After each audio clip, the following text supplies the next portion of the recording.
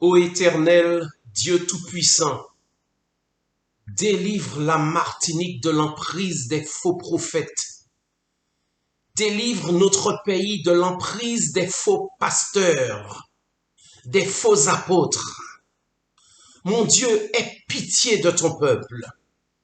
Dieu d'Abraham, d'Isaac et de Jacob. Toi le Dieu qui a mis l'Égypte à genoux, qui a marché avec ton peuple dans le désert à sa sortie d'Égypte, avec la colonne de nuit et de jour et la colonne de feu de nuit. Le Dieu qui a vaincu les faux prophètes de Baal et d'Astarté, qui avait égaré Israël au temps d'Akab et Jézabel. Le Dieu qui a identifié Simon le magicien qui voulait introduire la corruption dans ton église apostolique et que ton serviteur Pierre a repris sévèrement. Le même Dieu qui, par son Saint-Esprit, a frappé d'aveuglement Élimas le sorcier qui s'opposait à ton œuvre en présence de ton serviteur Paul qui l'a frappé. Passe en Martinique, Seigneur, et secours-nous.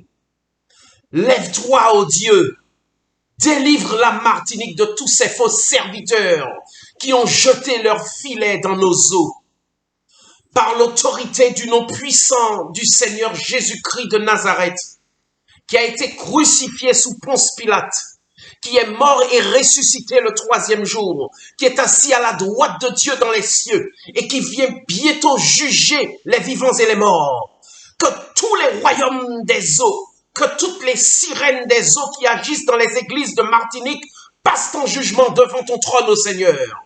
Je décrète qu'une ère nouvelle commence pour ce pays par les mérites du Seigneur Jésus, le roi des rois et le Seigneur des seigneurs. Que les filets de ces faux serviteurs, de ces faux apôtres se rompent et que les captifs en soient libérés. Que tous ceux qui étaient aveuglés recouvrent la vue et qu'ils implorent ton nom pour recevoir le pardon de leurs péchés. Certains croyants, Seigneur, sont en larmes aujourd'hui. Ils sont tristes de savoir qu'ils ont une responsabilité, celle d'avoir amené une âme qui se tient en ce moment dans les griffes de ces faux prophètes, de ces faux apôtres. Daigne leur accorder la libération au nom de Jésus-Christ, notre Seigneur et Sauveur. Amen. La Martinique est culturellement baignée dans les pratiques magico-religieuses en raison de son héritage ancestral. La communauté est largement habituée à fréquenter les séanciers, les mentors, les quimboiseurs, bien que la plupart y portent un regard sévère pour faire bonne impression devant le grand public. Avec les migrations et les déplacements inter-îles, certains Martiniquais ont cherché dans les îles voisines telles que Sainte-Lucie, la Dominique, la Guadeloupe, Haïti. Ils ont cherché des recours estimant que leurs praticiens sont encore plus efficaces que ceux d'ici. Les principales églises de l'île, les églises traditionnelles, ont pour leur part mis les fidèles en garde contre les pratiques magico-religieuses. Toutefois, le christianisme a pour sa part assisté à l'émergence de nouveaux types de spiritualité dont une bonne partie provient des milieux charismatiques.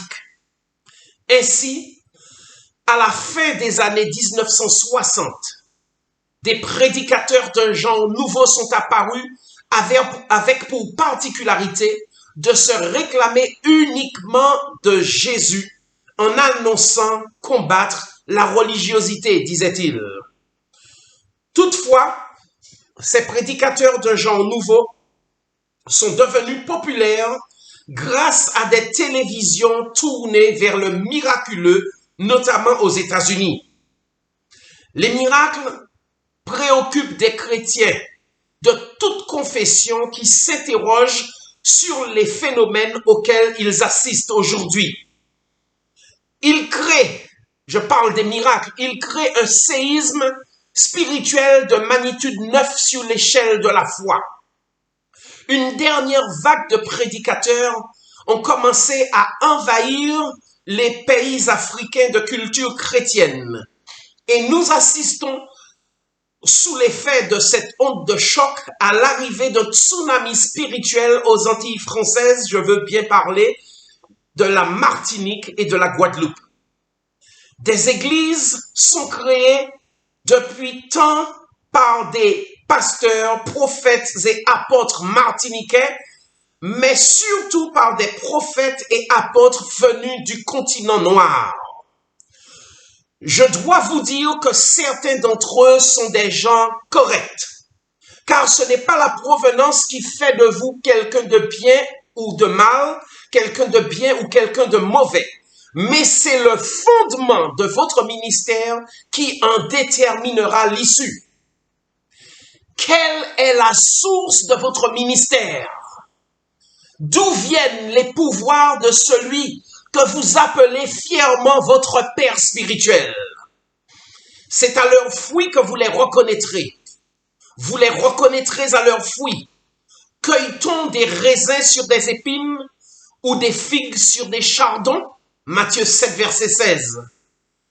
La source fait-elle jaillir par la même ouverture l'eau douce et l'eau amère? Jacques 3, verset 11. Il est urgent d'aborder la question des faux prophètes et des faux apôtres parce que le paysage spirituel a déjà subi de nombreuses modifications et que leurs conséquences sont graves pour le véritable réveil du peuple de Dieu. Dieu a un peuple et l'heure est venue de dénoncer les faux prophètes. Partagez ce message. Faites tourner ce message. Faites en sorte que ce message se répande parce que Dieu a un peuple et l'heure est venue de dénoncer les faux prophètes. Ils sont à l'assaut des âmes et causent des dégâts profonds dans le paysage spirituel de la Martinique, de la Guadeloupe, de l'Afrique, de la France, des États-Unis, du Canada et d'autres pays. Ce qui se passe, c'est que quasiment personne, je dis bien personne, n'a été formé pour identifier un faux prophète ou un faux apôtre. On en parle sans savoir ce qu'il y a vraiment lieu de savoir, de comprendre. Il faut distinguer un homme dont le ministère est imparfait et que l'on critique parfois. Il faut le critiquer, il faut le distinguer d'un loup caché au sein de la bergerie. Donc je reprends, il faut distinguer un homme dont le ministère est imparfait et que l'on critique parfois d'un loup caché au sein de la bergerie. Sachez tout d'abord que personne n'est parfait, mais que la mission est parfaite lorsqu'il s'agit de sauver les âmes des griffes du diable. Mais ce sur quoi nous allons mettre l'accent, c'est sur la source réelle des pouvoirs de ces hommes qui impressionnent tant les foules. Je suis sûr que si vous êtes saint d'esprit, si vous avez tout votre bon sens, qu'à partir d'aujourd'hui, vous allez faire comme les Béréens qui sondaient les Écritures pour vérifier si ce que Paul leur disait était vrai. Ajoutons que beaucoup de faux prophètes ont commencé en qualité de véritables serviteurs de Dieu. Mais lorsque la soif de pouvoir, le désir de prendre le maximum de femmes dans leur assemblée et dans la société et l'envie de vite s'enrichir ont pris le dessus, ils ont progressivement décidé de compromettre les principes de l'évangile pour aller jusqu'à vendre leur âme au diable. Heureusement, la parole de Dieu nous rassure avant de partir dans cette étude approfondie en nous rappelant la déclaration de Jésus à Pierre, où il déclare dans Matthieu 16, verset 18, Et moi, je te dis que tu es Pierre et que sur cette pierre, je bâtirai mon église et que les portes du séjour des morts ne prévaudront point contre elle. Nous avons donc cette assurance que les portes de l'enfer ne prévaudront point contre la véritable église du Dieu vivant. Après avoir passé en revue les dérives de nombreux croyants qui ont ouvert la porte aux puissances du mal dans l'Église, nous étudierons le cas d'un pasteur dont je vais citer le nom et qui a avoué, contrairement à beaucoup de ses collègues, d'autres collègues, avoir vendu son âme au diable. Il avoue avoir vendu son âme au diable, ce pasteur, pour terminer avec des informations sur les moyens d'identifier une fausse église et de faux ministères. Vous savez, Dieu a choisi les prophètes afin de conduire son peuple sur le chemin de la sainteté. Mais nous voyons qu'il y a beaucoup de faux prophètes qui se sont présentés. Le livre des Actes des Apôtres au chapitre 8, versets 9 à 25 nous déclare qu'il y avait auparavant dans la ville un homme nommé Simon, qui, se donnant pour un personnage important, exerçait la magie et provoquait l'étonnement du peuple de la Samarie. Tous, depuis le plus petit jusqu'au plus grand, l'écoutaient attentivement et disaient, « Celui-ci est la puissance de Dieu, celle qui s'appelle la grande. » Verset 11, ils l'écoutaient attentivement parce qu'il les avait longtemps étonnés par ses actes de magie. Mais quand ils eurent cru à Philippe, Philippe était l'homme de Dieu. Philippe leur avait annoncé la bonne nouvelle du royaume et il leur avait parlé du nom de Jésus-Christ. Hommes et femmes à ce moment se firent baptiser. Simon lui-même crut et après avoir été baptisé, il ne quittait plus Philippe et il voyait avec étonnement les miracles et les grands prodiges qui s'opéraient. Les apôtres qui étaient à Jérusalem, ayant appris que la Samarie avait reçu la parole de Dieu, y envoyèrent Pierre et Jean. Ceux-ci, arrivés chez les Samaritains, prièrent pour eux afin qu'ils reçussent le Saint-Esprit, car ils n'étaient encore descendus sur aucun d'eux. Ils avaient seulement été baptisés au nom du Seigneur Jésus. Alors Pierre et Jean leur imposèrent les mains et ils reçurent le Saint-Esprit. Lorsque Simon vit que le Saint-Esprit était donné par l'imposition des mains des apôtres, il leur offrit de l'argent en disant « Accordez-moi aussi ce pouvoir afin que celui à qui j'imposerai les mains reçoive le Saint-Esprit. » Mais Pierre lui dit « Que ton argent périsse avec toi, puisque tu as cru que le don de Dieu s'acquérait à prix d'argent. Il n'y a pour toi ni part ni lot dans cette affaire, car ton cœur n'est pas droit devant Dieu. Repens-toi donc de ta méchanceté et prie le Seigneur pour que la pensée de ton cœur te soit pardonnée s'il est possible. Car je vois que tu es dans un fiel amer et dans les liens de l'iniquité. » Simon répondit, « Priez vous-même le Seigneur pour moi, afin qu'il ne m'arrive rien de ce que vous avez dit. » Après avoir rendu témoignage à la parole du Seigneur, et après l'avoir prêché, Pierre et Jean retournèrent à Jérusalem en annonçant la bonne nouvelle dans plusieurs villages des Samaritains. Trop, c'est trop. Le nom de Jésus est aujourd'hui un moyen d'enrichissement, de commerce. Trop, c'est trop. De nombreux charlatans, de nombreux escrocs, imposteurs ont pris à l'assaut les églises. Ils ont pris d'assaut les églises. Et ceux qui osent en parler sont peu nombreux. Toutefois, il n'y a pas que de mauvaises églises pour autant. Je répète, il n'y a pas que de mauvaises églises pour autant. En entendant mon propos, en entendant ce que je dis, Des noms et des visages vous viendront certainement à l'esprit. Vous allez repenser peut-être à des vidéos qui ont circulé ou à des audios qui ont circulé sur les réseaux sociaux.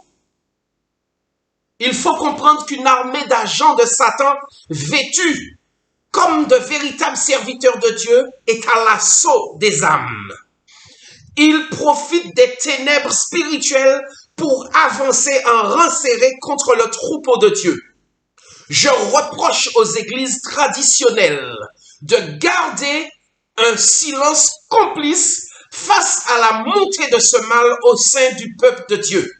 Leurs pasteurs semblent avoir aujourd'hui d'autres chats à fouetter. Où sont les Élis de Dieu aujourd'hui? Où sont les soldats du Seigneur aujourd'hui? Avez-vous vraiment compris ce qui se passe aujourd'hui dans le christianisme? Nous parlerons de ces ministères d'un genre nouveau, d'un genre non biblique qui séduisent les croyants. Une contrefaçon du ministère tel que Dieu l'a voulu. Ces faux apôtres avancent sous le drapeau de la prophétie, des guérisons et des miracles, de même que du ministère dit de la prospérité. Ce sont des pasteurs qui nourrissent leurs fidèles avec des serpents, avec des chiens et d'autres éléments qui ne font pas partie du régime alimentaire normal de nos régions. Ils vendent de l'huile et de l'eau pour la guérison. L'objectif de ces loups n'est pas de servir, mais de devenir célèbres. Ils n'ont pas pour objectif de servir Jésus, mais ils sont là pour leur ventre. Ils veulent devenir célèbres. Ils veulent s'enrichir sur le dos des fidèles au moyen de la tromperie. Je vois aux États-Unis une soi-disant prophétesse demander $2 000, $10 000 pour vous faire obtenir votre miracle. Sur le fondement de cette promesse, de grands malades ont donné toute leur fortune à certains pasteurs célèbres, espérant guérir alors qu'ils étaient au stade terminal de leur maladie. Certains ont fait croire qu'en réservant une place à $1 000, payée par carte de crédit ou par chèque, que leur vie aurait changé. D'ailleurs, j'ai le témoignage de certain Marjo qui a commencé à prêcher dès qu'il avait 4 ans. Et il a tout quitté en grandissant. Et avant de quitter ce ministère, il s'est fait filmer pour montrer comment tout ce qu'il faisait n'était que supercherie. La vidéo le montrait qu'il déposait dans sa chambre un sac rempli d'argent sur le lit et puis se mettait à compter joyeusement les billets. Ces prédicateurs sans scrupules profitent de votre détresse pour vous demander de l'argent. Certains m'ont dit qu'en Martinique, il y a des apôtres qui n'hésitent pas à demander 13 000 €. D'autres m'ont dit qu'on leur a demandé une voiture. Sans quoi je ne prie pas pour vous, vous avez besoin de venir avec un sacrifice. J'ai pu voir une vidéo où l'un de ces apôtres aux États-Unis glissait sur les dollars déposés par les fidèles sur son estrade. Il y a l'un d'eux qui s'est permis de dire « Le fils de quelqu'un sera libéré de l'alcool parce que vous aurez déposé $1000. » Depuis quand vous avez vu ça dans la Bible? Une autre personne évitera le divorce pour $1000. Qui vous a montré cela dans la Bible? Sans gêne, ce même loup ajoute, peut-être que vous avez mis de l'argent de côté pour votre retraite ou pour financer les études de votre enfant à l'université ou pour partir en vacances. Cet argent se trouve peut-être dans les bas de laine ou dans un matelas ou encore sous un tapis sans que personne ne le sache. Donc il est en train de faire un travail où vous vous souvenez vous-même de l'argent que vous avez caché en quelque part. Et puis il ajoute, Dieu vous montre en cet instant où cet argent est caché. En fait, c'est lui qui vous montre. Mais pour cacher sa ruse, pour mieux se cacher, il dit, Dieu vous montre en cet instant où cet argent est caché. Eh bien, ces $1000 ne vont vous conduire nulle part tant que Dieu ne les aura pas touchés. Et quand il dit les aura pas touchés, que Dieu ne les aura pas touchés, il parle de lui.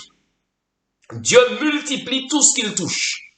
Vous comprenez mieux ce que Jésus voulait dire lorsqu'il a déclaré « Gardez-vous des faux prophètes.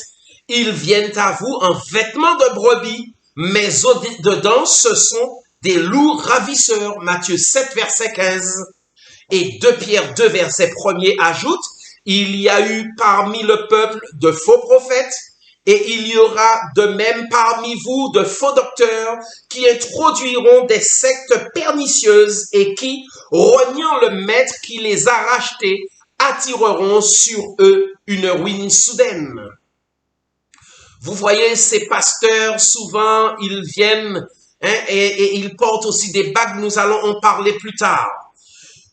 J'ai aussi vu une prophétesse, l'épouse d'un prophète connu en Afrique et dans les pays nordiques. Elle a déclaré que dans les alliances divines, il faut des sacrifices. Mais pour cela, il faut des sacrifices. Mais si tu veux que je prophétise, tu ne dois pas venir les mains vides, dit-elle. Vous devez venir avec de quoi sacrifier. La prophétesse a ajouté qu'Anne dans la Bible, la mère du prophète Samuel, que Anne a sacrifié. Si vous lisez bien la Bible, jamais la Bible ne dit cela. À aucun moment il est dit qu'Anne a sacrifié, il est dit qu'Anne a prié. Cette fausse prophétesse, imposteur de son état, répète avec son micro qu'elle ne peut pas conduire ceux qui veulent leur miracle les mains vides, qu'il faut payer 1500 $.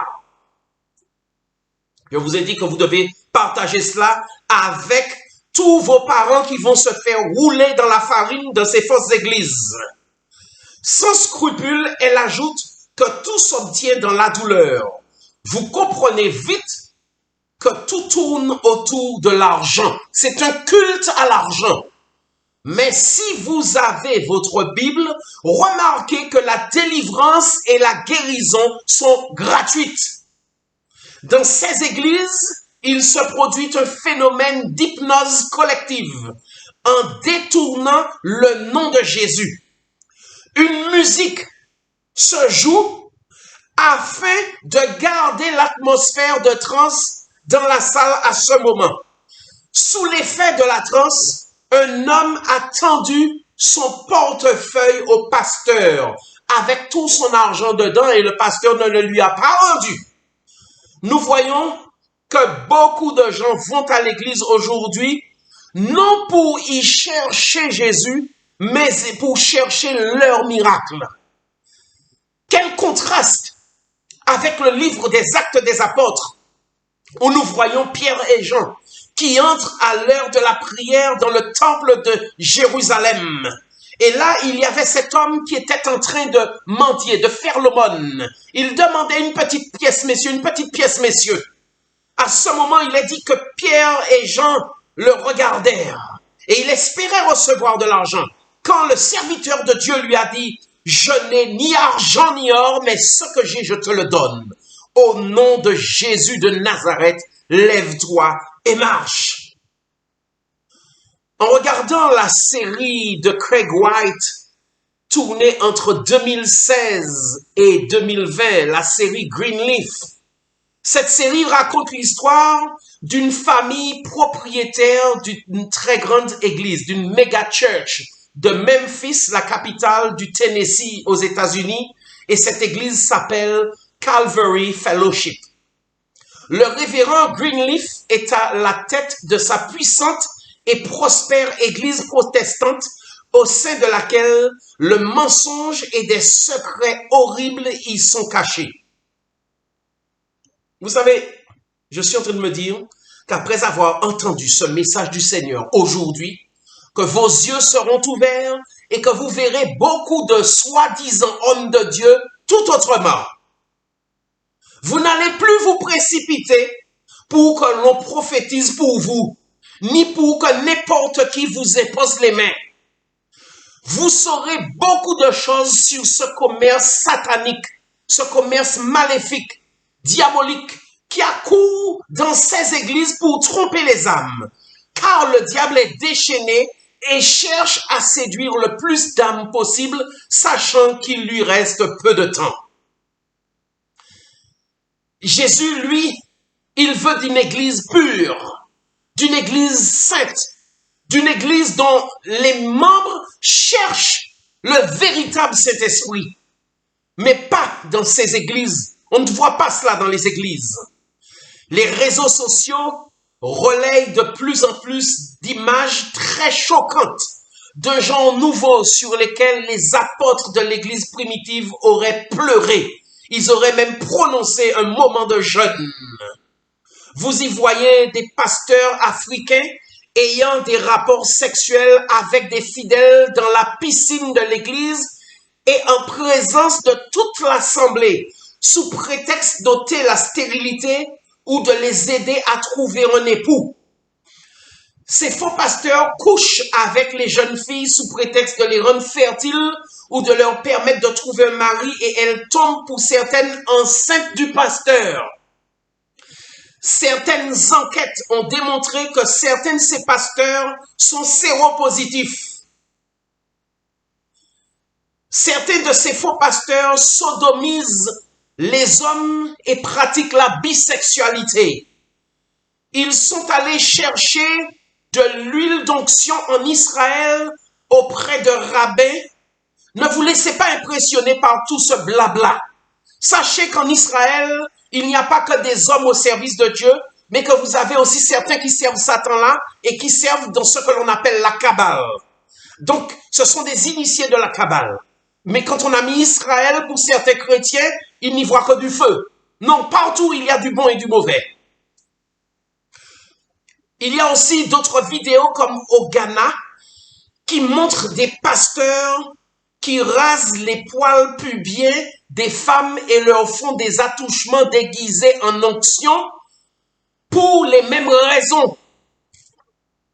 Cela vous montre le degré de vulnérabilité des personnes qui assistent au culte dans ces églises-là.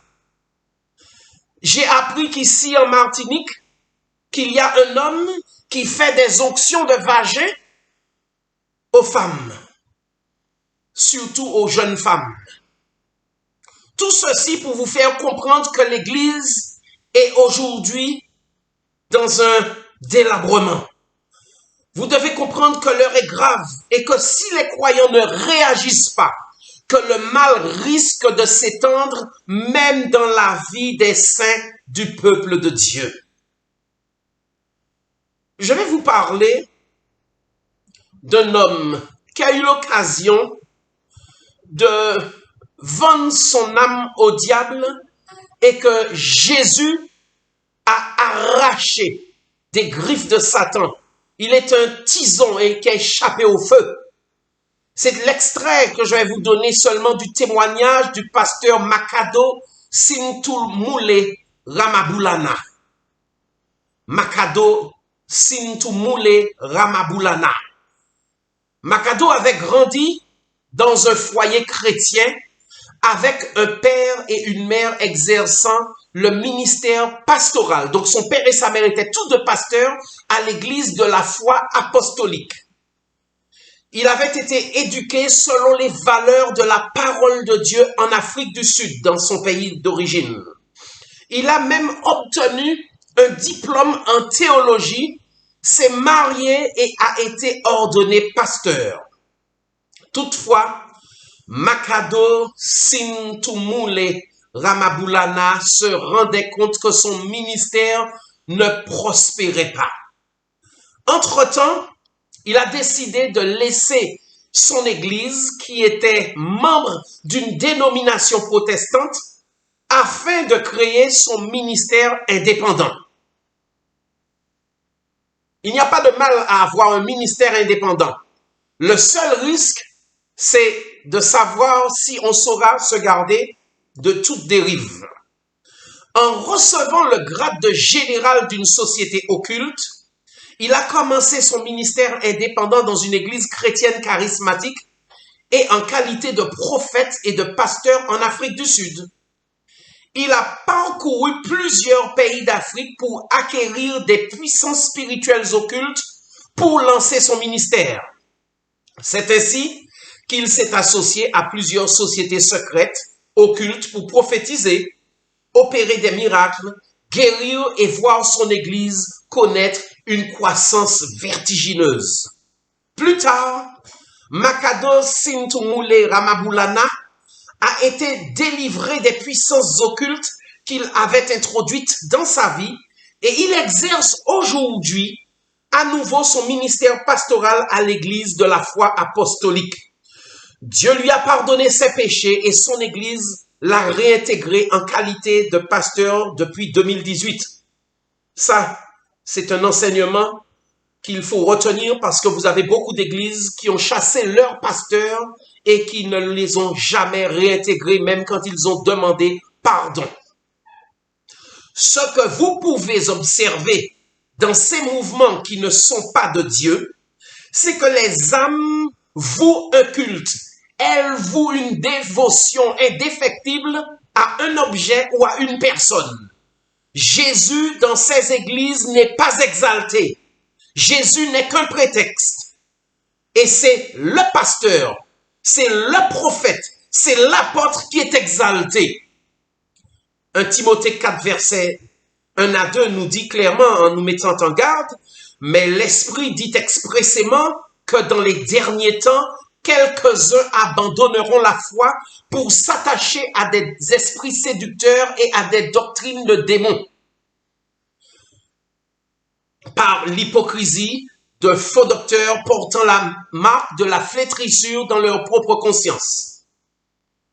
Ceux qui l'ont connu, c'est-à-dire Makado Sintumule Ramabulana, sous le nom de général Makado, où il faisait des miracles et des prodiges instantanés.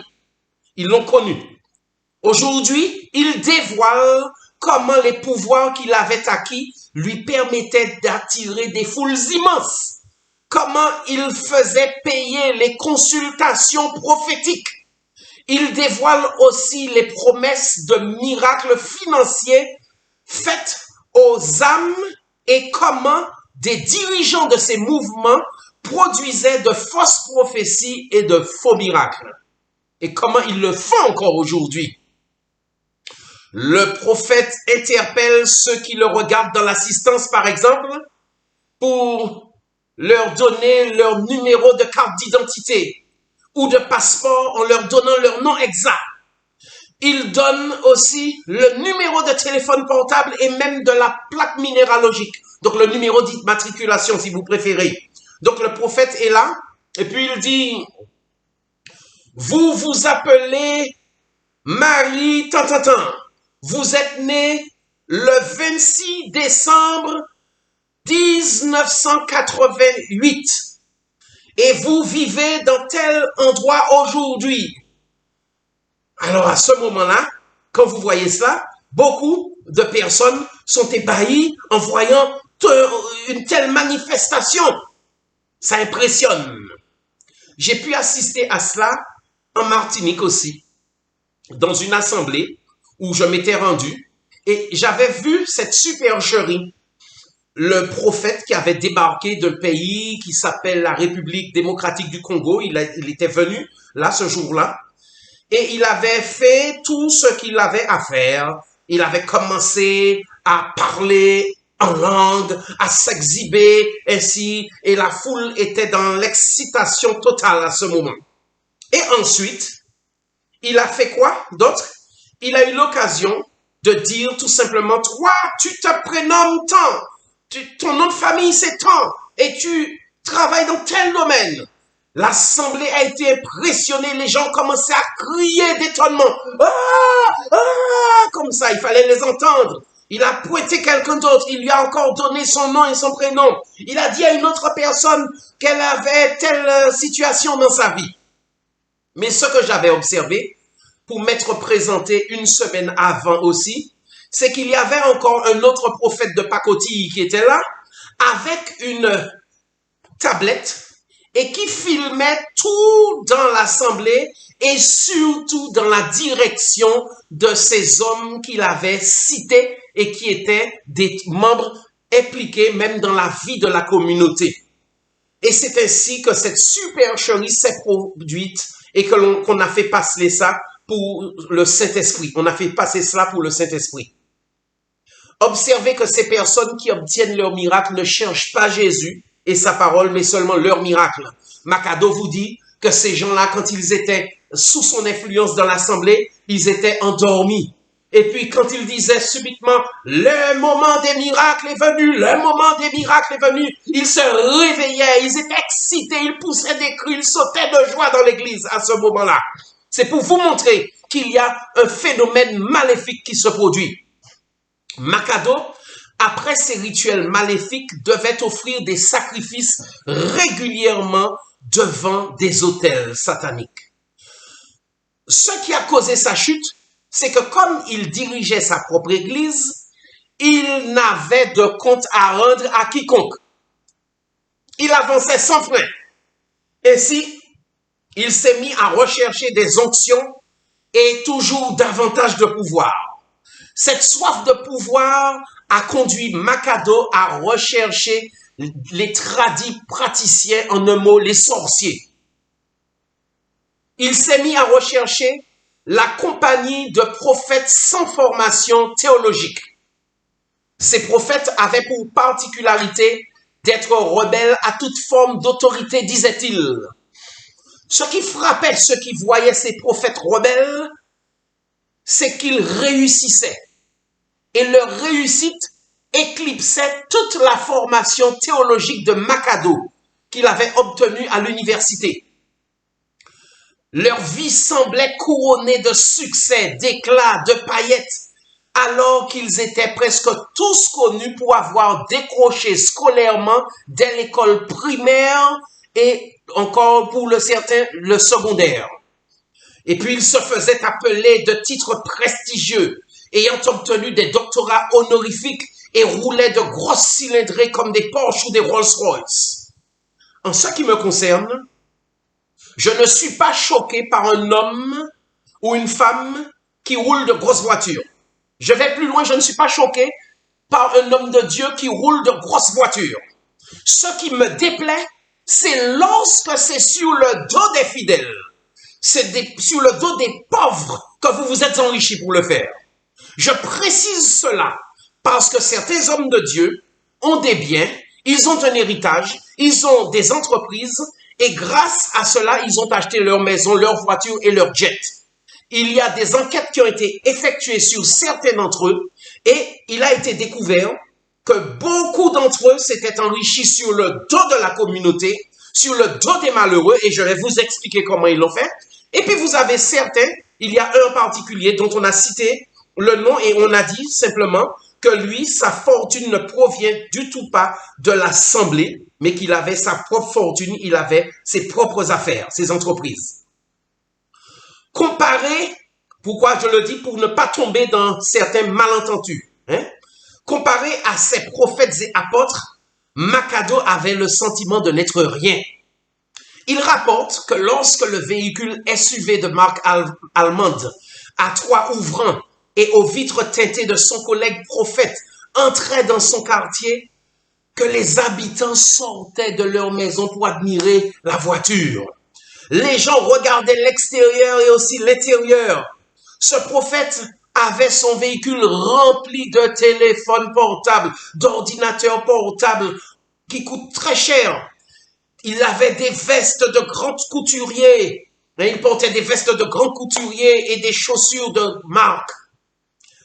Il y avait aussi beaucoup d'enveloppes qui attiraient l'attention de Macado dans la voiture du prophète. Et c'est son ami prophète qui lui a répondu que ces enveloppes étaient toutes remplies de billets et que tout ce qu'il avait dans sa voiture ce jour-là était le fruit de sa croisade prophétique de quelques jours. Et pour être sûr de récolter beaucoup d'argent, le docteur prophète n'hésitait pas à menacer d'envoyer des malédictions sur ceux qui lui adressaient des messages dans lesquels il se plaignait de ne pas voir le miracle qu'on leur avait promis se réaliser. Vous avez beaucoup de gens qui sont restés sur le tapis ainsi. Il y a aussi une église, cette même église en Martinique, où un prophète avait débarqué, ce même prophète venu du Congo, et là, il avait demandé de mettre 120 euros, pardon, ce qui représente 10 fois 12 pour les 12 mois de l'année, et vous aurez votre miracle.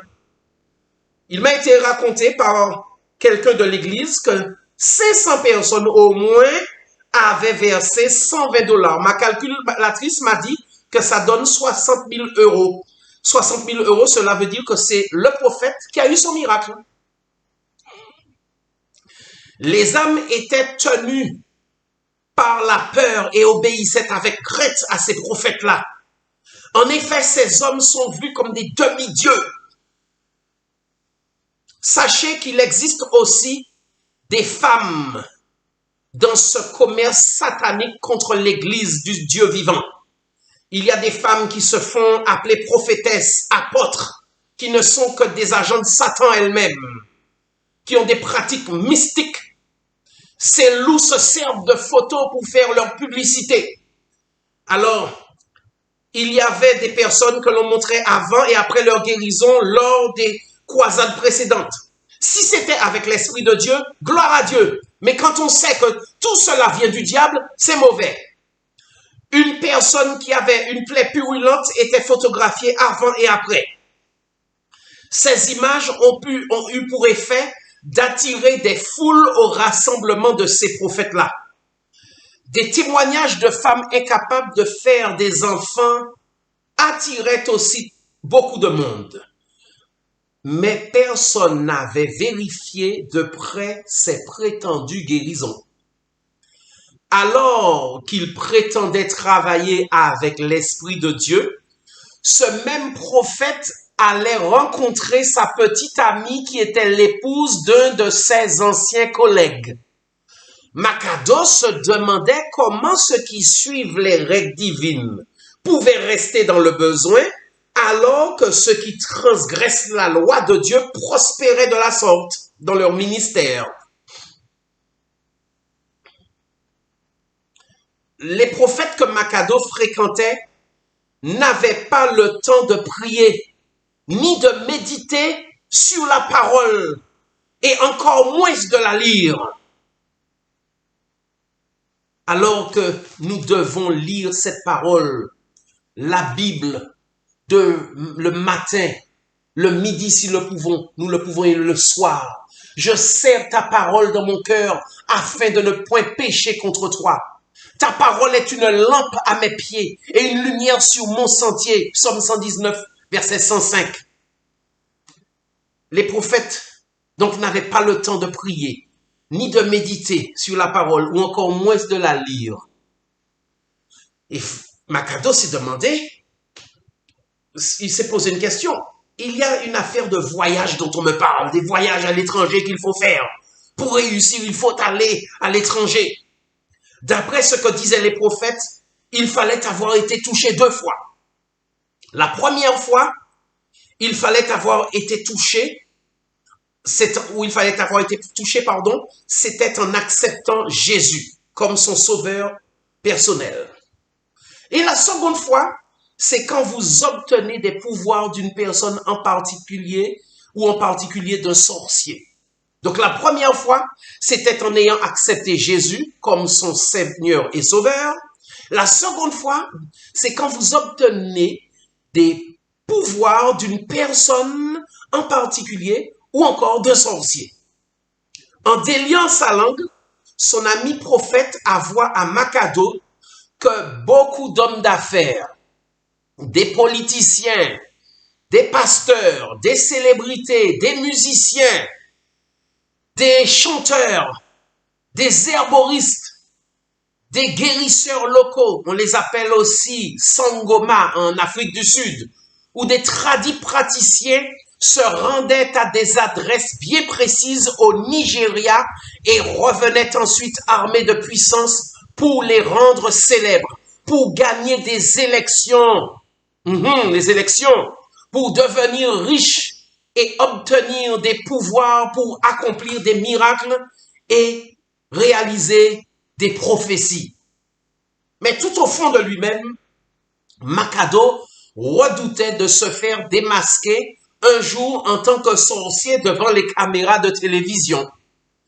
C'est à ce moment que son ami lui avoua que de nombreux miracles que l'on voit, où l'on voit ces vieilles femmes qui avouent pratiquer la magie, sont en réalité des mises en scène. En effet, en vue de faire la promotion du prophète, tout était soigneusement organisé. On répétait la scène avant et tout ceci ensuite, on l'appelait les prophéties et les miracles. Donc vous voyez, il y a des scènes ainsi qui ne sont que de la supercherie. Dans sa soif de ressembler à ceux qu'il convoitait, Makado a fait un jour croire à son épouse qu'il partait pour le Nigeria afin d'assister à une rencontre internationale de prière pour les pasteurs. Il avait à son retour de voyage une pièce dans laquelle personne à part lui ne devait entrer. Avant d'arriver sur les lieux, le sorcier qui devait rencontrer Makado a chargé d'acheter d'abord des herbes pour faire un travail de purification. Il s'agissait en réalité, dit-il, d'une initiation au mal. Il fallait de mutis sacrés, ce sont des sortes de plantes, et parfois aussi ça passe avec un rituel où l'on démembre des individus tout en étant vivants. Et il fallait donc de mutis sacrés et du savon noir pour le rituel. En visite dans une secte de prêtres, Makado demanda s'il était possible de devenir pasteur chrétien tout en étant secrètement membre de cette secte de prêtres. Et le vieil homme me répondit, dit-il, en précisant que la plupart des prophètes ont été initiés en tant que prêtres dans cette secte, dans leur pays, le Nigeria, et qu'ils pratiquent toujours la foi chrétienne dans leur pays d'origine. Donc ils retournent dans leur pays, ils reprennent l'avion, et puis à ce moment, ils sont prophètes un tel, pasteurs un tel dans leur pays comme si de rien n'était. C'est ainsi, ajoute-t-il, que tous les pasteurs qui se sont affiliés secrètement à nous procèdent. Ils voient leurs églises se développer très rapidement grâce à ces pouvoirs. Si vous aviez peur d'être repéré, vous deviez vous servir d'objets sacrés comme du savon, du sel, des bougies, des calendriers, des autocollants et de l'huile et d'autres produits religieux et recevoir des puissances de leur secte. Selon le prêtre de la secte, les pasteurs vendent ces articles à leurs fidèles sans que ceux-ci aient le moins de soupçon que le pasteur, que l'apôtre ou encore le prophète leur a vendu un produit satanique.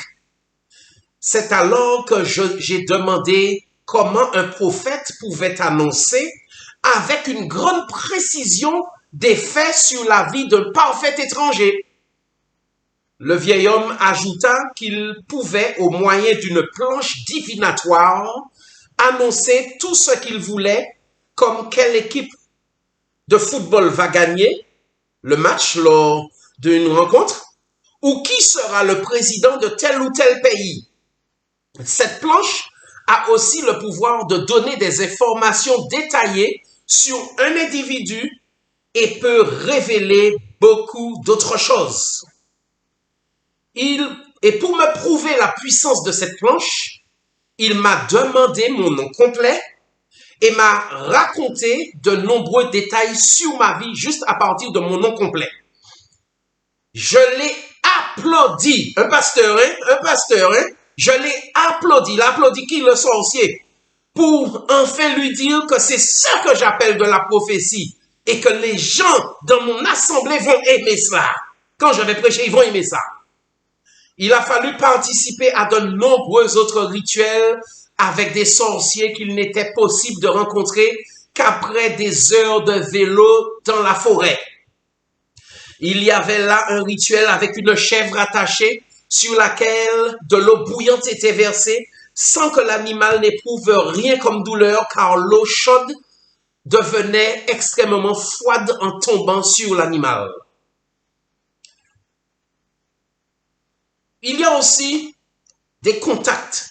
Les contacts avec le Dieu de fer, du tonnerre, de l'éclair et de l'eau. Le sorcier qui faisait l'initiation a introduit Makado à tous ces dieux, des minuscules. Le Dieu du fer, par exemple. Le sorcier déclara que ce Dieu de fer, c'est en réalité le diable. Si vous lui offrez des sacrifices, ajouta-t-il, il vous donnera tout ce que vous désirez. Après avoir sacrifié un chien, il a fallu aussi sacrifier un poulet à ce Dieu du fer. Vous avez le Dieu du tonnerre et des éclairs. Il était connu pour les incendies étranges qui détruisent les maisons. Et l'éclair a le pouvoir de frapper les gens en divers endroits. Donc, il appelait habilement, Makado appelait habilement ses esprits dans son assemblée quand il faisait ses croisades en faisant croire que c'était à Dieu qu'il s'adressait. Donc il disait habilement cela, Dieu du fer, du tonnerre et de l'éclair, et de l'eau aussi parfois. Et en réalité, c'était le diable qu'il évoquait au sein de son assemblée. Et c'est pourquoi je vous dis, quand vous allez dans une assemblée de ce genre, faites attention parce que comme vous êtes sous l'autorité du prophète, sous l'autorité du pasteur, s'il est en contact avec le démon se réserve le droit de venir dans votre vie. Il me fallait maintenant faire connaissance avec l'esprit de l'eau. Cet esprit femelle s'appelle Anita. En évoquant Anita, je lui ai demandé tout ce dont j'avais besoin et je fis le vœu de respecter toutes les règles qui m'avaient été données lors de la consultation dans la maison. Après m'être baigné dans la rivière, je me suis couché et un homme m'a fait 3 incisions au poignet gauche. Certains de vos prophètes, ils ont ces incisions-là pour certains d'entre eux. Et certains aussi ont sur le pouce, près de l'ongle, le pouce gauche, une incision quand ils ont souvent fait des pactes avec le démon. Avec le sang des incisions, des prières ont été adressées à Anita où l'une des phrases indiquait. La prière était adressée à Anita où il lui était dit à cet esprit femelle, dorénavant tu serviras Makado en parlant de moi et il te servira en retour. Lors de son initiation, Makado a reçu un nom occulte. Il a été appelé Kata Kata. C'est sous ce nom que j'ai été connu. J'étais devenu le prophète Kata Kata. K-H-A-T-A-K-H-A-T-A. Dans le monde des sociétés occultes où vous êtes, vous devenez le fils ou la fille de celui ou celle qui vous a initié dans la secte. Il est votre père spirituel ou votre mère spirituelle parce que vous avez fait l'expérience d'une renaissance. Selon Makado, qui s'appelait désormais Kata Kata, lorsque des pasteurs qui appartiennent à des sociétés secrètes, à des groupes occultes ou qui pratiquent la sorcellerie, sont là, vous entendez parler, ils emploient les mêmes titres de fils spirituel, de fille spirituelle, de père spirituel ou encore de mère spirituelle. Makado ajoute qu'il s'agit en fait d'une famille d'origine démoniaque. Et avec le temps, les filles spirituelles seront attaquées par les maris spirituels, par les esprits de nuit. La stratégie de ces églises occultes, leurs louanges et leurs services ressemblent à l'église de Dieu. Et elles cachent leur véritable identité avec la Bible et elles ont des services de prédication comme dans les églises chrétiennes.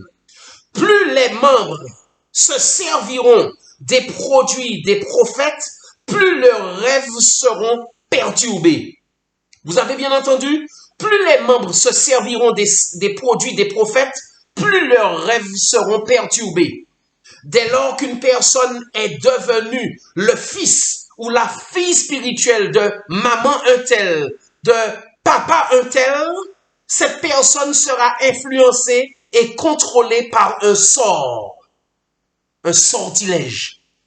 Seule une prière puissante peut venir à bout de ce sort. Katakata s'est ensuite rendu auprès de notre prophète. Il est originaire du Zimbabwe et il a pris l'avion parce que ce prophète était connu pour faire les gens vomir des serpents, des lézards, des poissons et d'autres choses bizarres. Il fit comprendre qu'il fallait entrer des puissances dans mon corps pour cela. Alors à ce moment, comme Katakata était assoiffé de pouvoir, il a dû se rendre au cimetière de Chipinge au Zimbabwe.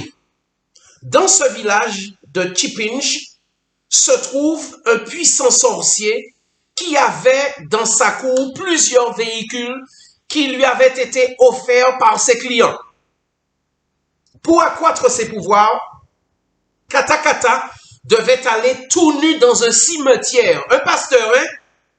Il devait aller tout nu dans un cimetière et se coucher sur une tombe après avoir pris un bain froid. Après s'être couché sur une tombe, il s'est endormi. De retour chez le sorcier, celui-ci demanda à Katakata de lui raconter de quoi il avait rêvé. Il avait rêvé, disait-il, d'un bébé de petite taille. Alors le sorcier déclara à Katakata qu'il s'était couché sur la tombe d'un bébé de 6 mois. Donc l'homme lui ajouta, c'est un enfant mort, hein, un enfant qui est mort à l'âge de 6 mois. L'homme lui ajouta qu'il lui donnerait l'esprit de ce bébé mort et que son esprit ne serait pas aussi exigeant que s'il s'agissait de l'esprit de mort d'âge adulte. Ces esprits de mort adultes sont selon lui beaucoup plus difficiles à dompter, à soumettre, et les pasteurs qui les ont épousés ont été forcés d'épouser plusieurs femmes afin de calmer ce type d'esprit. Pour être sûr d'avoir beaucoup de membres, il fallait aussi prendre de l'eau avec laquelle un mort avait été lavé pour l'asperger dans l'église. Donc, ils vont prendre de l'eau de mort, ils ont baigné un mort, et là, ils récupèrent cette eau et puis on l'asperge dans l'assemblée pendant qu'il n'y a personne. Ainsi, les fidèles allaient venir en masse et surtout rester dans cette église. Ils allaient rester enchaînés là. Si vous voyez que le pasteur ou l'apôtre cherche à ouvrir un salon funéraire et tous les commerces liés à la mort tout près de son église en plus, il faut vous poser des questions. C'est pour renforcer ses puissances sans être inquiété par les autorités pour qui tout genre de commerce avec la mort vous conduit tout droit au pénal. Le rituel pour le bébé consiste à acheter des bonbons, du lait et des jouets pour cet esprit de bébé. Un soir, alors que la famille dormait, le bébé esprit s'est mis à pleurer. Vous voyez? Katakata a tellement cette folie de devenir puissant qu'il est allé maintenant en République démocratique du Congo. Il a effectué une traversée de 5 jours à moto pour rencontrer le sorcier légendaire Baba Francis. Dans sa hutte, des personnes de tous les niveaux de vie, comme des hommes politiques, des dirigeants, des médecins, des dirigeants d'église, ça veut dire des pasteurs, des gens du milieu des affaires, des rois et des reines, de même que des individus du monde sportif. Ils ont tous effectué le déplacement un jour pour venir dans la hutte de Baba Francis pour y obtenir des pouvoirs dans leurs domaines respectifs. Beaucoup, y compris des pasteurs, recherchent aussi un tokoloshi. Le tokoloshi, c'est ce que l'on appelle en Martinique un petit monstre, un petit zombie, un petit monstre. Et quand vous voyez la photo, c'est une créature de très petite taille avec des dents, avec de longs doigts de pied aussi, des oreilles pointues. C'est une créature satanique. Mais le sorcier Baba Francis a fait savoir d'emblée qu'il n'en donnait pas.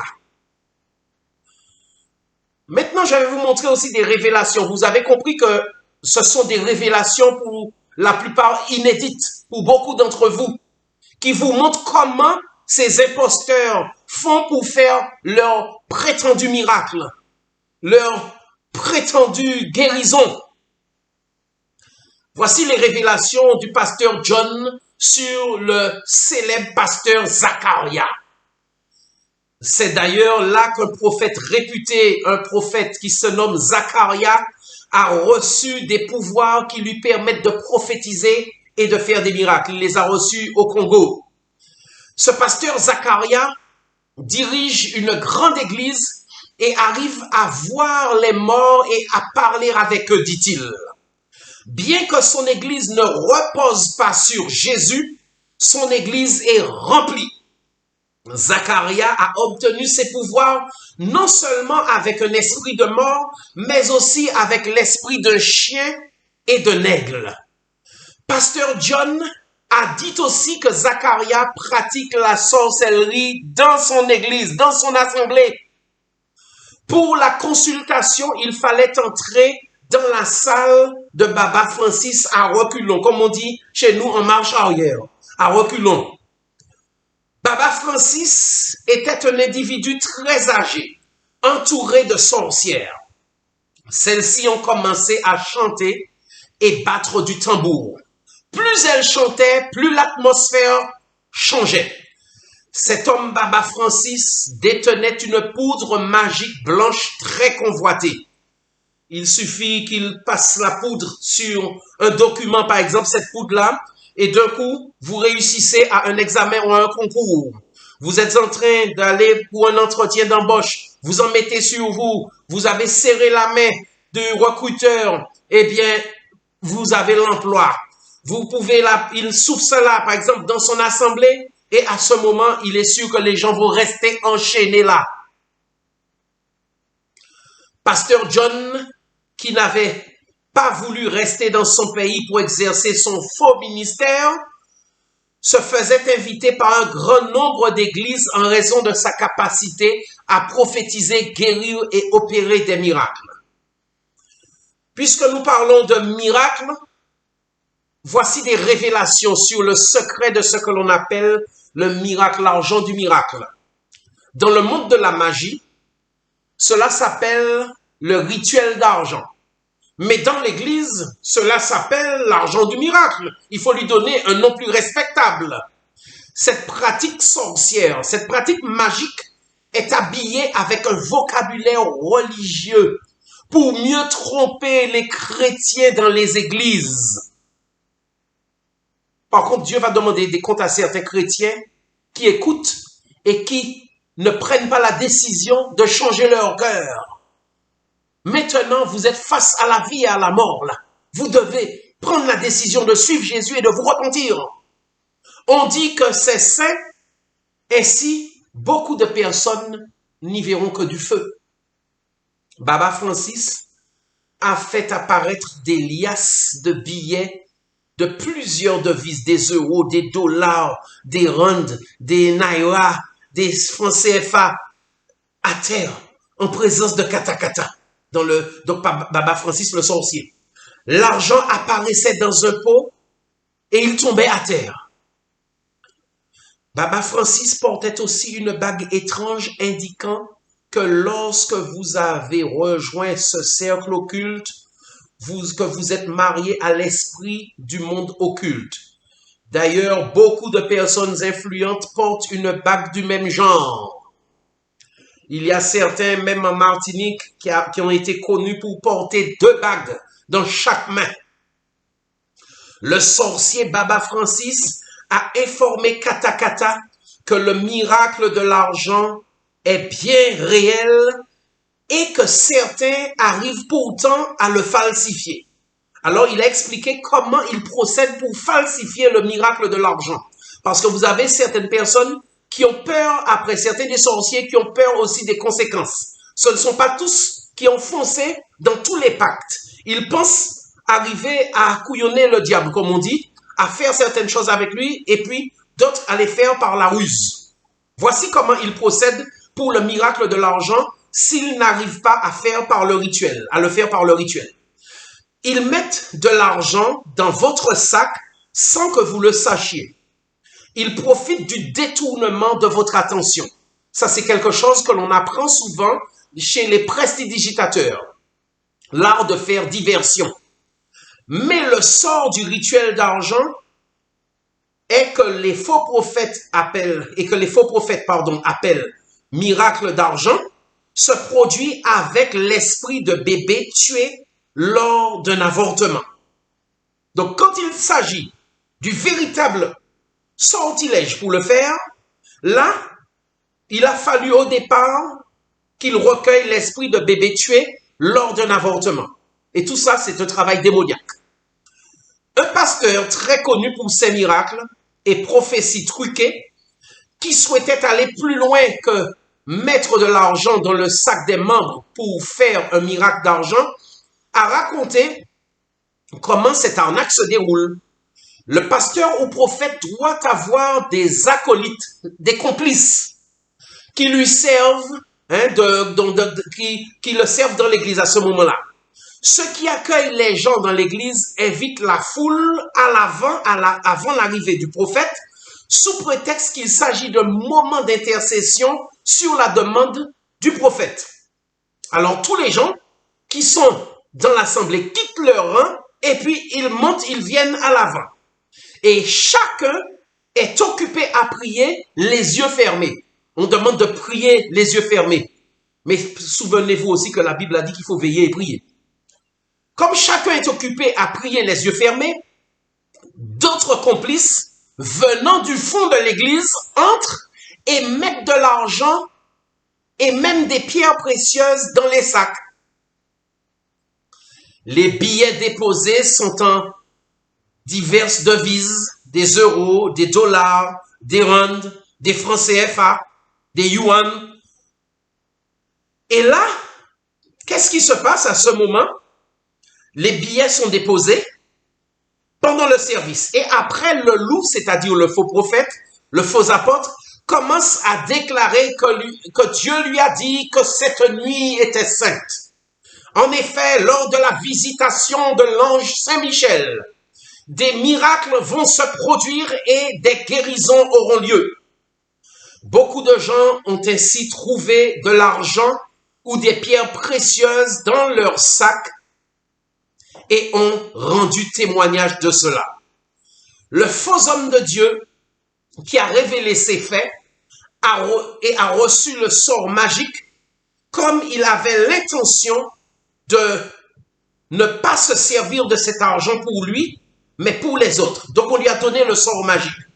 Avec ce sort, de l'argent apparaissait dans les comptes en banque des gens et dans leurs poches et dans leurs sacs. Mais il a raconté aussi que le risque avec l'argent du miracle, c'est que quiconque va s'en servir sera esclave financièrement peu de temps après. Donc, demandez à certains de vos proches de s'interroger. Le risque avec l'argent du miracle, c'est que quiconque va s'en servir sera esclave financièrement après. C'est comme ce que l'on appelle aux Antilles de l'argent escamoté aussi. C'est l'équivalent, un équivalent. C'est le secret du miracle de l'argent de certains de vos pasteurs. Pour donner plus de force à son faux ministère, Makado Sintumule Ramabulana ne devait plus se servir de son nom réel, mais du nom qu'il avait reçu dans le monde satanique. Ce nom nouveau, Kata Kata, est destiné à le rendre plus populaire et il indique son grade occulte à l'oreille des autres pasteurs qui ont eux-mêmes fait le pacte. Tout de suite, on sait quel est le grade de katakata par son seul nom. Alors, à ce moment, désormais, ils devaient apprendre à chacun à louer le Dieu de katakata. Et comme personne ne se doute de quoi que ce soit, tout le monde priait et demandait de recevoir la puissance du Dieu de katakata. Le seul fait de le dire ainsi fera que tous n'auront sur les lèvres et aux oreilles que le nom de katakata. Comme tout reposait sur la sorcellerie, c'est l'équipe de sorciers qui indiquait aussi comment il fallait agir dans l'église de katakata. Pour fonctionner avec ses pouvoirs magiques au sein de l'église, Katakata avait appris que beaucoup de choses qu'il avait apprises en formation théologique n'allaient plus fonctionner maintenant. Pour donner des prophéties d'une grande précision, le faux prophète, le faux serviteur de Dieu Katakata devait recueillir au moyen d'une carte de visiteur les noms, prénoms, date de naissance et la raison pour laquelle il demandait la prière. Tous ces détails sont nécessaires pour agir à distance avec les esprits malins. Donc il fallait obtenir pour cela les noms, prénoms, date de naissance et la raison pour laquelle il demande la prière. Parce que ces détails sont nécessaires pour agir à distance avec les esprits malins. Ensuite, seuls les noms de personnes sur lesquelles les prêtres sataniques ont prié seront appelés le dimanche matin lors du service dit de culte. Il fallait aussi sacrifier un animal et se baigner avec le sang de celui-ci chaque dimanche avant le service. Ouais. Il fallait aussi utiliser de la cendre obtenue au Nigeria et lécher le muti sous forme de cendre. Grâce au muti, il était possible de faire un lavage de cerveau à quelqu'un et de l'hypnotiser. Ainsi, après cela, personne ne parviendrait à s'opposer à ce que je dis, déclara Katakata. Voici maintenant la recette pour prophétiser sur les comptes en banque et les numéros de pièces d'identité. Certains qui appartiennent aux églises traditionnelles ne connaissent pas ce dont nous sommes en train de parler. Mais en fait, c'est quelque chose qui accourt et qui se développe fortement dans ces églises charismatiques qui sont conduites par le démon. Il faut avoir 2 complices qui sont payés et qui travaillent dans l'ombre. Cette mise en scène prophétique dépend essentiellement de ceux qui travaillent en coulisses. Il faut obtenir le nom complet de la personne qui recevra la prophétie. Ça vous fait réfléchir maintenant. Quand vous voyez un homme qui fait des prophéties, qui parle couramment l'anglais et couramment le français, et qui avec son micro doré, qui fait des prophéties, d'accord? Et puis qui aime dire à la fin, je m'appelle tant, voilà. Il faut avoir le nom complet de la personne qui recevra la prophétie. Pour d'autres, tout se fait à partir du numéro de la plaque d'immatriculation du véhicule. Celui qui travaille dans l'ombre a accès au compte en banque. Il a son réseau secret pour connaître les détails de la situation bancaire de celui qui attend sa prophétie. Les informations sont ensuite données aux prophètes, de même que celles venues des prêtres de la sorcellerie. Donc, ils obtiennent des informations bancaires et en même temps, les prêtres sorciers avec les dates de naissance ont fait leur consultation satanique pour savoir qui est la personne et pour aider dans la prophétie du pasteur. Et qu'est-ce qui se passe à ce moment-là? Elles ont besoin de fonctionner. Les opérations de miracle fonctionnent sur le même principe, mais cette fois-ci, les complices du pasteur, du prophète, placent de l'argent sur le compte de la personne qui demande un miracle financier en présentant sa carte de crédit au prophète. Les portefeuilles électroniques facilitent ce tour parce que les églises détiennent tous les détails sur les membres de leurs assemblées. Selon le prophète Jérémia, on va l'appeler Jérémia, ce miracle de l'argent avait pour seul but, écoutez bien, de renforcer la confiance de ceux qui visitent l'église et de ses membres. Ça, c'est la première étape. On fait ce miracle d'argent dans le but de renforcer votre confiance dans le prophète, dans l'apôtre, faux prophète, faux apôtre, voilà, si vous visitez l'église, et aussi, cela renforce la confiance des membres qui suivent aveuglément cet imposteur. À partir de l'argent du miracle, les gens ont une grande confiance dans le prophète et n'hésitent pas à engager leur salaire, leur pension de retraite et même toutes leurs économies. Après avoir donné cette conférence samedi, j'ai reçu des appels qui m'ont confirmé en me donnant les noms de certains loups ici en Martinique et qui ont aussi pignon sur la Guadeloupe, qui font la même chose aussi. Le prophète sait s'arranger pour que l'on accorde des prêts à ses fidèles qui donnent sans réfléchir au prophète ce qu'ils appellent une offrande de semences. Donc on va donner des noms religieux à toutes les façons de recueillir de l'argent. Toute cette démonstration de puissance faite durant le service ne faisait que renforcer la confiance dans le prophète, dans le faux prophète, dans le faux apôtre. Ceux qui le suivent ne veulent rien entendre et le défendent aveuglément. Ils deviennent aussi de fervents partisans, ce qui fait le jeu de cet agent de Satan. C'est pourquoi Galates 3, verset 1er nous dit « Ô Galates insensés, qui est-ce qui vous a ensorcelé ?» Eh bien, c'est la même question qu'il faut poser aujourd'hui. Vous qui allez dans ces assemblées charismatiques où vos faux prophètes font de faux miracles, ils ont une fausse onction sur eux. Qui vous a ensorcelé? C'est vous-même qui êtes allés et on vous a ensorcelé sur place. Il vous a ensorcelé. Lorsqu'une âme est sous l'emprise d'un prophète de ce genre, il devient très difficile de l'amener à se repentir. Seul le Saint-Esprit détient le pouvoir de briser cette chaîne de la sorcellerie.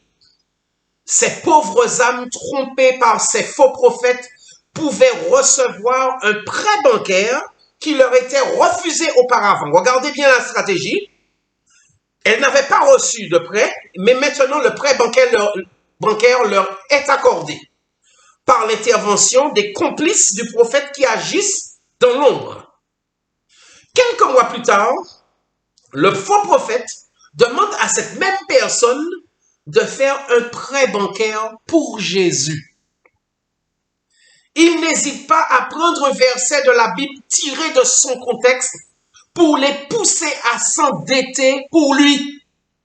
Il cite souvent 2 Rois 4, verset 3, et il dit « Va demander au dehors des vases, chez tous tes voisins, des vases vides, et n'en demande pas un petit nombre. » Regardez comment ces malhonnêtes agissent pour tromper les enfants de Dieu, ceux qui les âmes naïves, crédules. Il y a aussi le phénomène de trucage avec pour les prophéties par SMS sur lequel nous n'allons pas nous étendre. Vous entendez aussi des prophéties pour trouver l'âme sœur. Vous voulez trouver votre mari, vous voulez trouver votre épouse? Écoutez cela, voici ce qui se passe. Voici le secret. Là encore, des informations personnelles sont données au groupe de complices qui travaillent avec le soi-disant prophète ou apôtre. Ces individus sont en contact avec ceux et celles qui sont à la recherche d'un partenaire pour la vie. Les principales victimes sont les femmes. elles sont même des cibles de choix. Des informations confidentielles sur ces femmes sont recueillies lors de séminaires où la prière est payante. Certaines de ces femmes finissent par se trouver embarquées dans des mariages arrangés qui ne tiennent pas. Voici le secret derrière voici la méthode, si vous voulez, pour faire vomir des serpents, des poissons et d'autres objets bizarres.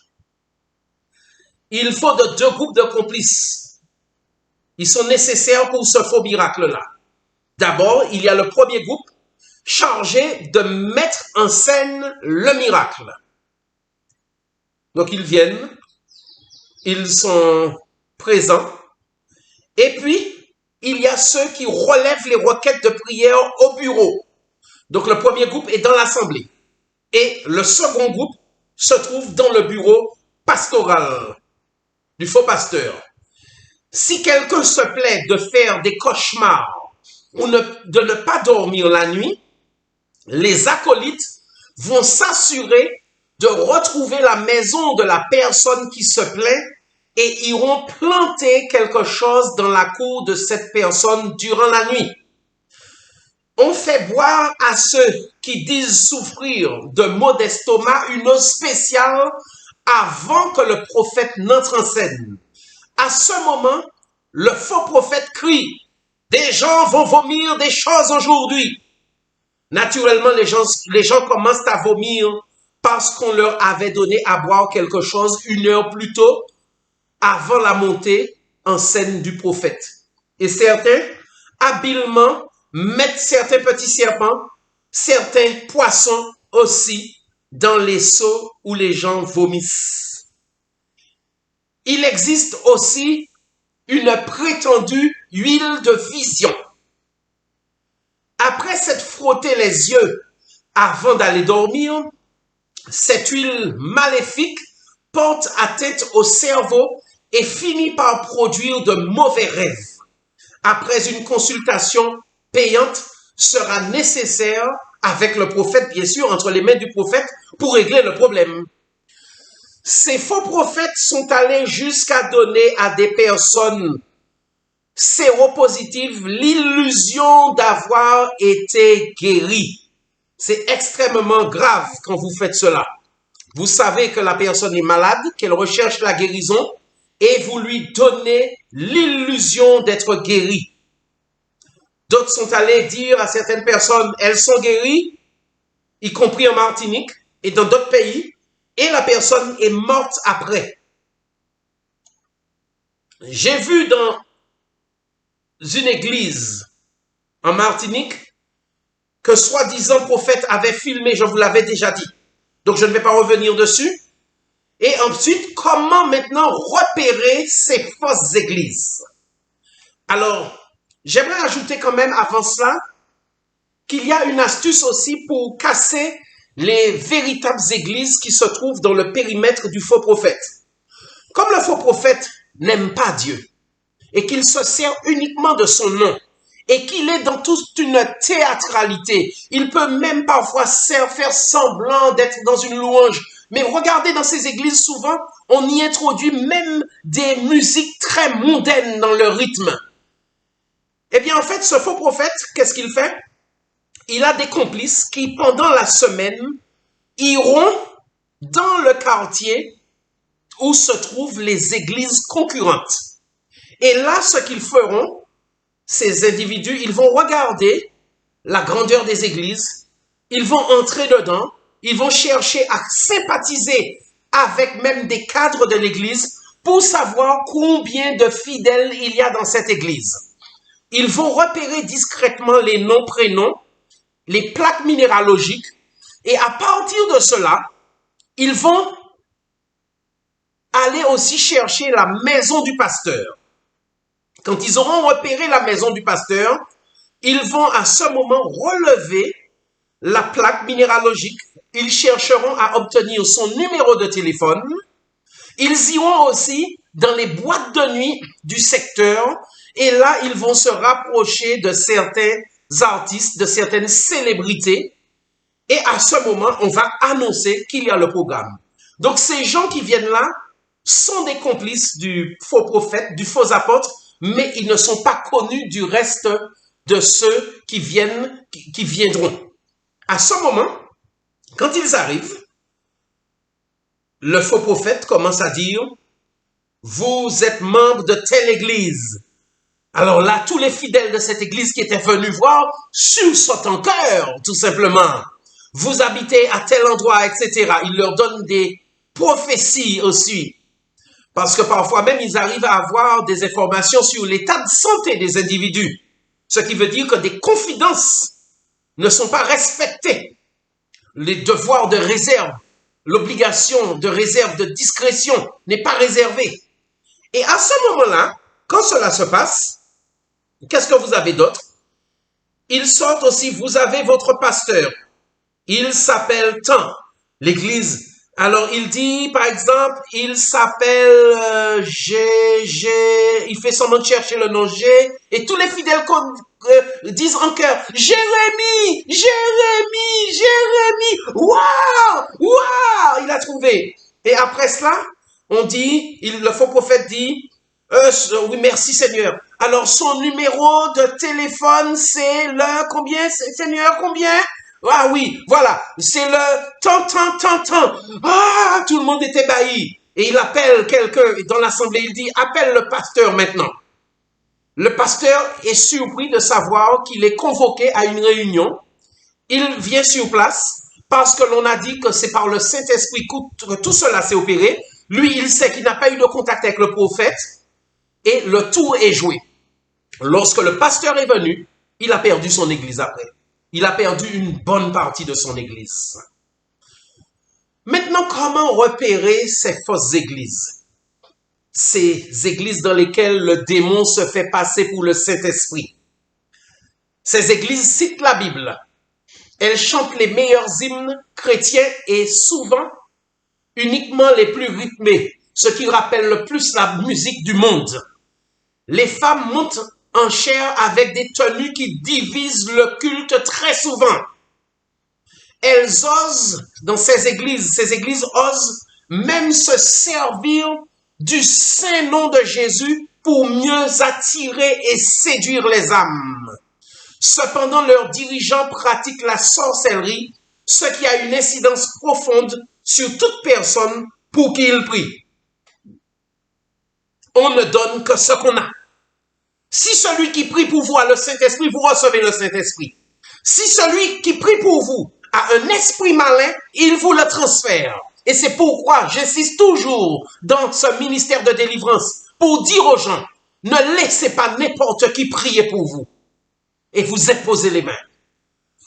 Comme le démontre une enquête, ces pasteurs n'ont pas reçu de solide formation pastorale, mais ont cherché par tous les moyens à acquérir des titres seulement dans l'intention de produire de l'effet.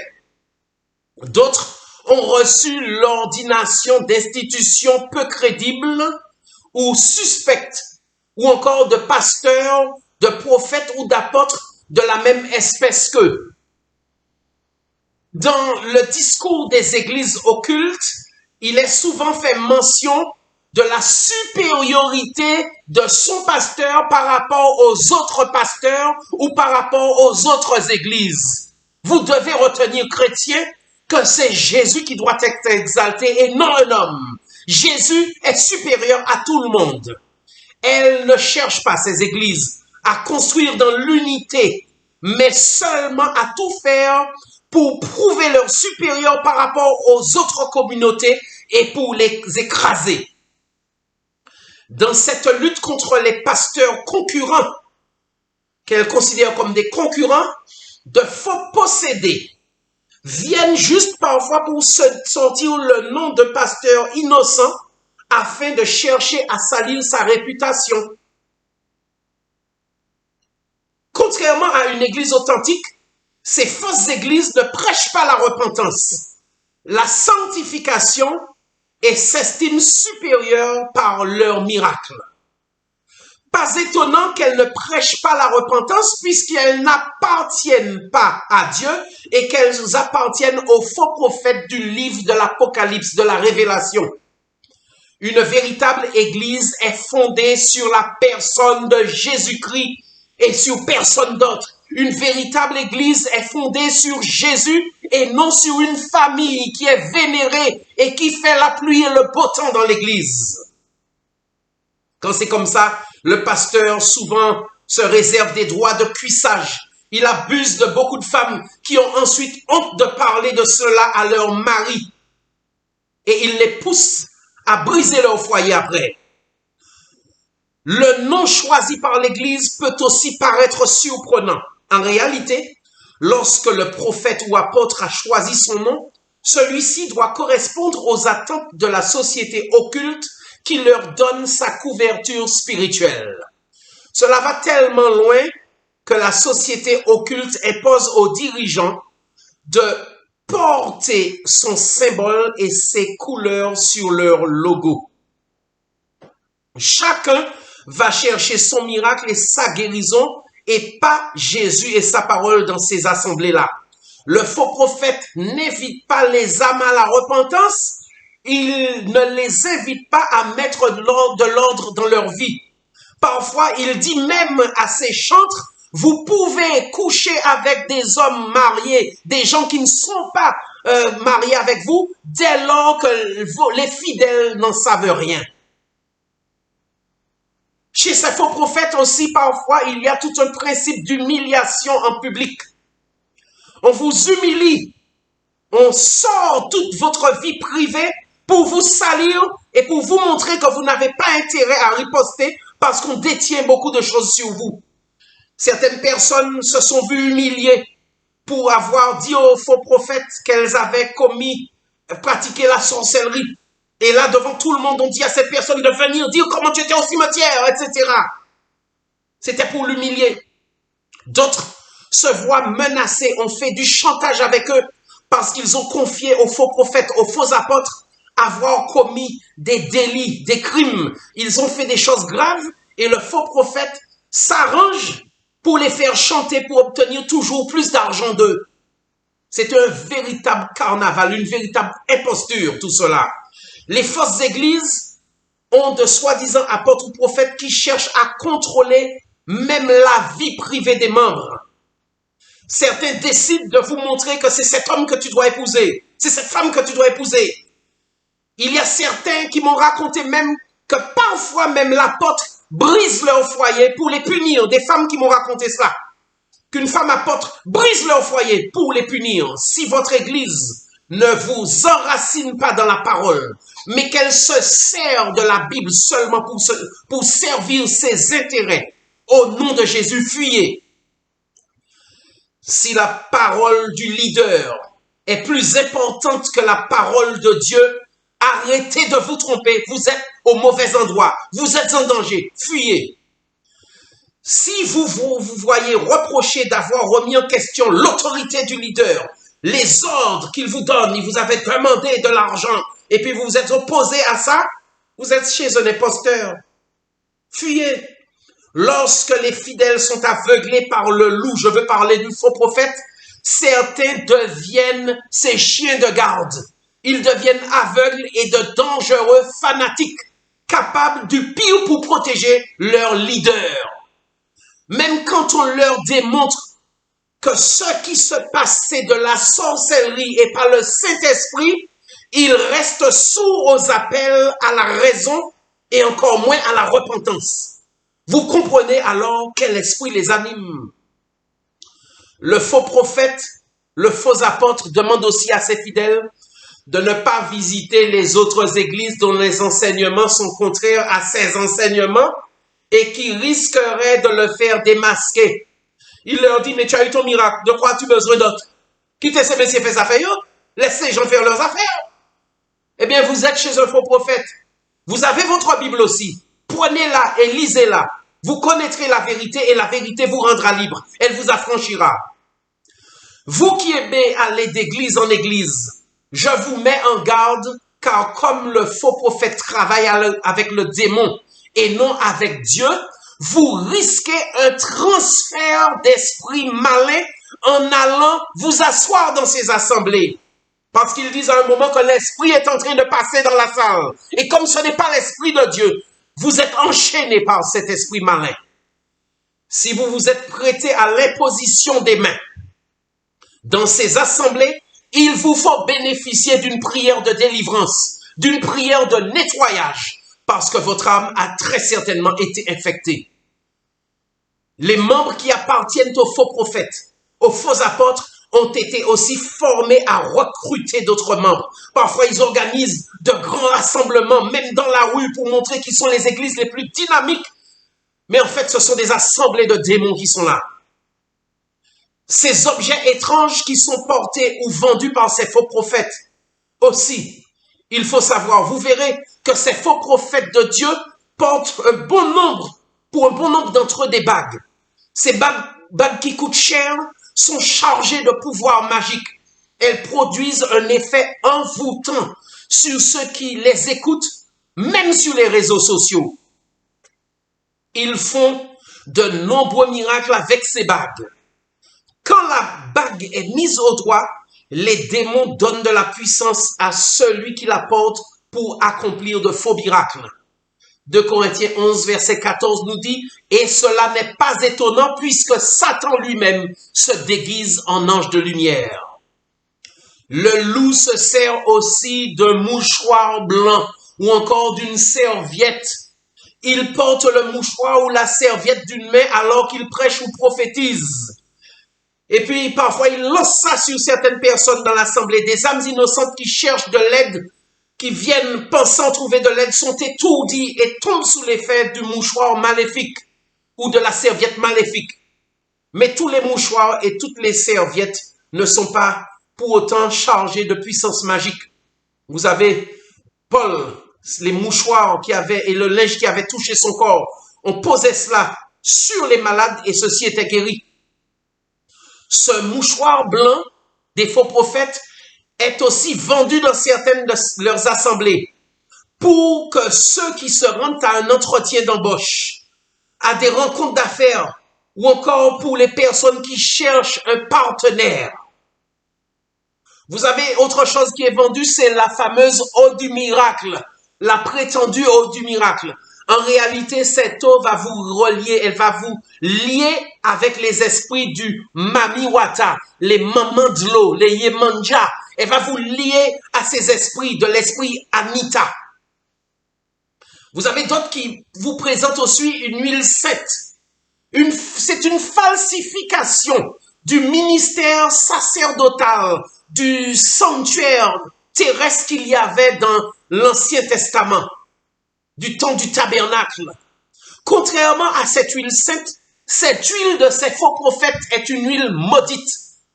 Elle est fabriquée avec de la graisse animale à laquelle de l'huile d'olive est mélangée.